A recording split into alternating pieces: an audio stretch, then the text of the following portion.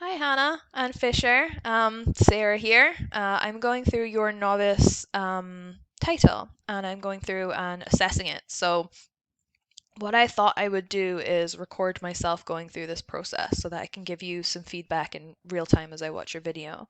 Now, I did go through it separately and just tot up the points. So I can tell you that you've passed your novice title. So really well done. It's well earned, well deserved. I actually totaled your points, and you have a total of 25 points out of 15. So there's no question here. You 100% deserve the novice title. Um, this software is a little bit new to me. It's a little bit clunky, but I hope it's helpful. I am going to go through your video and give you some feedback as I go, just as though I would anyway, but now you get to see. So I'm going to take notes. Here are my notes. I don't know if you can see those. And as I go through, I'm going to take notes, and then that will become the feedback email that I send you. Okay, so let's get started. Um, I am going to play your video and see how it goes. So, Come is first on the list, and I really like your setup here. I like that your back is turned to Fisher. She's not relying on your eye contact for that beautiful downstay. And speaking of beautiful downstays, I really like that she has a really solid downstay for this. At novice level, someone can hold your dog and you recall, and that's fine. This is a very advanced level recall, which is nice. I can only give you 1 point for it. I wish I could give you more, and here is why. Um, Now, you won't be able to hear my computer or audio, but I'm going to play it anyway. The reason I really like your come is that when you turn around, you don't immediately recall her. So some people, when they're practicing recall, they will turn and they will call at the same time. And what this does is it makes our dog really sensitive to when we turn around, and actually turning to face them becomes the recall cue. And you don't do that. You have this really clean cue. So you turn around, you pause, and then you come. And I really like that. It's a really clean training. So that's the first note I'm going to make is clean turnaround recall. Um, and yeah, I really like it. I always appreciate when cues are clean. So really nice job there. Let's look at our next one, which is down. Um, Down looks really strong. Really strong. Nice clicker timing too. Super strong. So my only feedback, this is, I mean, it's near perfect. There's not that much that I can add to this. My only feedback for this is your cues are given at the same time.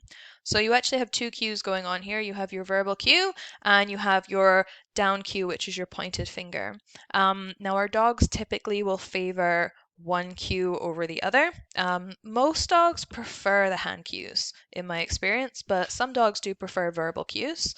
And if we give them both together, it's sometimes difficult to tell which of the two cues our dogs are relying on to know what to do. So the only recommendation I have for you here is to just choose hand cue or verbal cue. And then that way you know which one Fisher's best at. And if she is weaker on one than the other, you can work on it.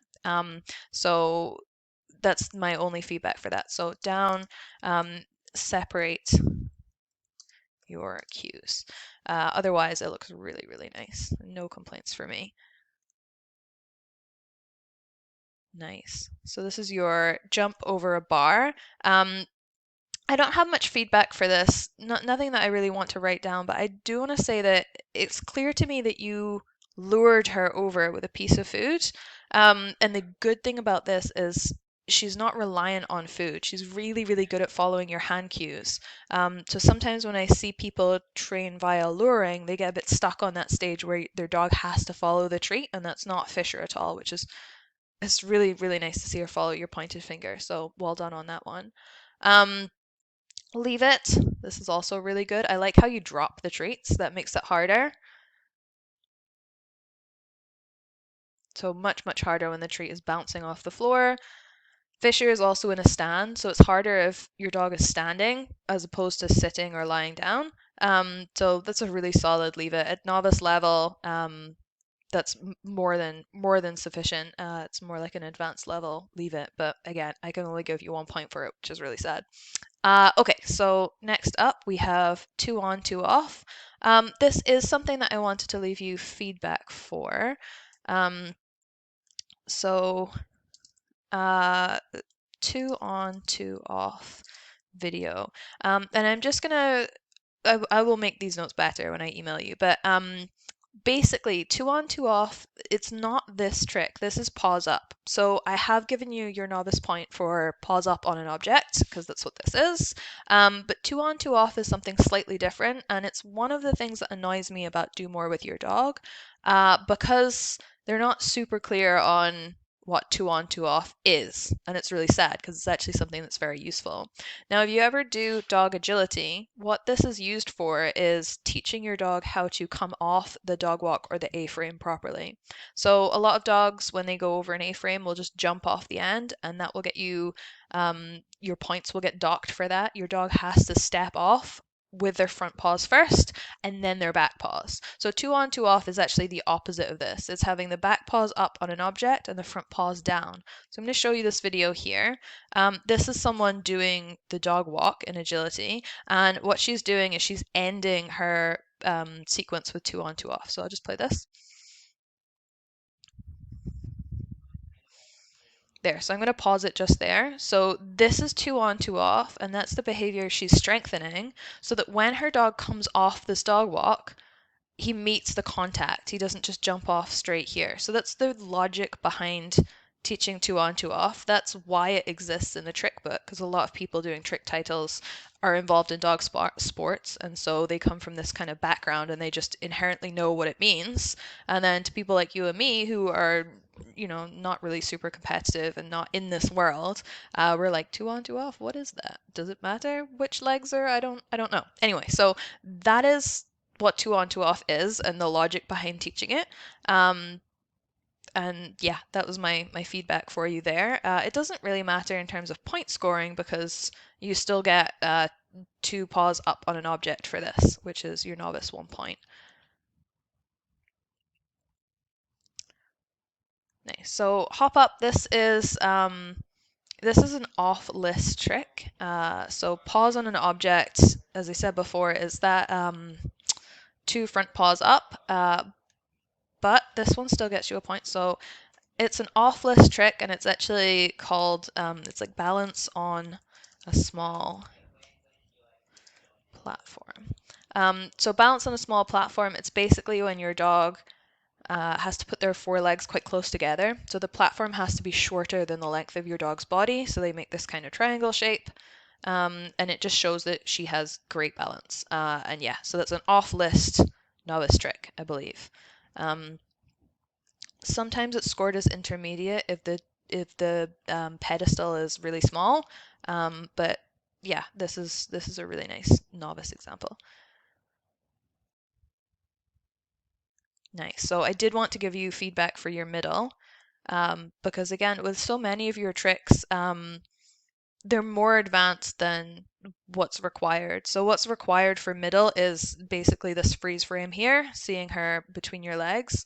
What I really like about it is how she finds the position. So she actually goes around to come into position. So if you ever did the dog sport of rally obedience, this would be something that they would look for is, can she take herself from a position where she's facing you or she's on the other side and move around your body in a smooth way to establish that position? And she can, which is really, really great. So it does come up in future tricks, things like place, which is go around my body to finish at my left side, and finish or swing finish, which is when they start like kind of out here and they swing sideways into your body to finish in position. So some of those movements come up later, but to see it in novice where she's sort of purposefully walking and turning to get into position is really, really nice. So I'm just going to write purposeful turn into middle finish. Yeah, it looks really great. So let's continue.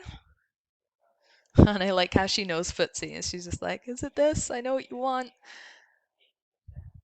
Nice. Okay, so ring a bell I wanted to give you some good feedback for as well. So ring a bell. And I actually pulled up, I wanted to show you the application form. So here's the application. It's a little bit tricky to see because my computer kind of cuts it off. But ring a bell is here. Ring a bell to go outside. So this novice trick is actually when it's like a bell on a string or a bell on a rope over the door, and your dog just basically has to walk into it, and it rings, and then you go outside. So it's a really easy trick. The one that you're doing is actually this one here. So desk bell, easy button, tap light. And it's advanced because it's a smaller target and your dog has to use their paw in a very particular way. So that is what I wanted to show you. It's not this novice trick here. It is actually an advanced trick worth 2 points. So really nice. Good, well done. Good. So sit looks nice. I've got no problems with that. She looks amazing. Speak again, really, really nice, clean. Spin again, super clean. She's so enthusiastic. I love this. And your wait is amazing. So this 40 seconds sit stay is fantastic. And like you said, it kind of looks like she's in a freeze frame. She's just waiting and she's ready. So I can tell that you've spent a lot of time practicing your sits and your downstays. Honestly, they look so clean. I love it so much. She's just listening. She's so ready.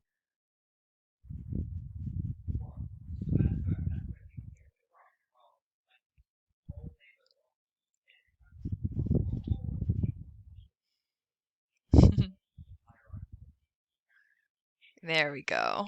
Nice. So again, you're operating at a level that's way, way above novice with that sit stay, and it looks awesome. So really, really nicely done. Touch my hand looks good. I like I like how clearly she knows what she's doing. Roll over again looks super clean, awesome. I do want to stop a moment to talk about your figure eight weaves. So I like this because it's on a body cue. I really like the lean in and then the lean out to show what she's doing. You don't need to lure her with your hands at all. It just looks really, really neat and clean.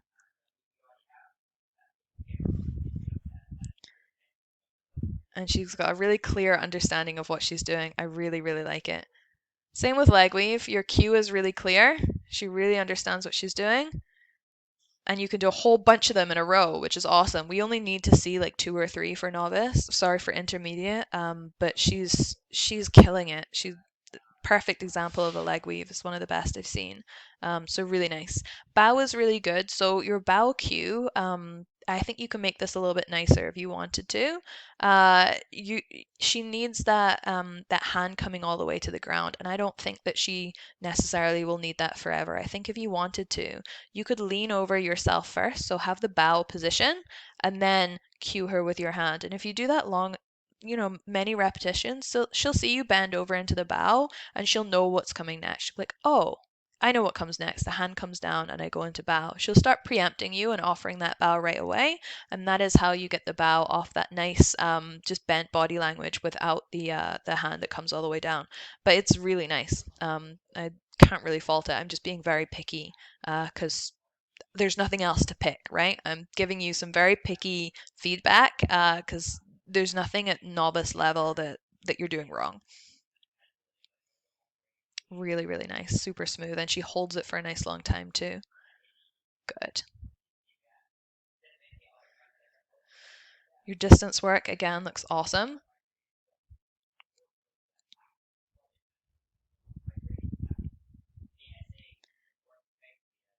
Nice.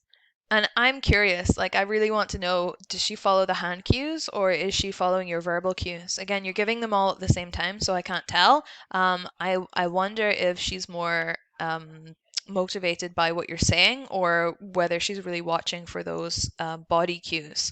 Again, I honestly can't fault you for this. It looks incredible, especially when she stands and she doesn't come towards you. She stands up and she waits. Let's just play that again. There, nice. So she stands and then she waits. That's actually something that's quite hard to achieve. A lot of dogs kind of dribble forward and just are constantly leaning and walking forward. So the fact that she stands up and then waits, she takes one step and then she's still is really, really nice to see. So again, brilliant advanced trick. I think as well, if it is on hand signals are worth a little bit more at expert level and champion level than they are on verbal cue. Don't ask me why, I'm not really sure. I personally have always found verbal cues harder to train. But if she is really tuned into your body language,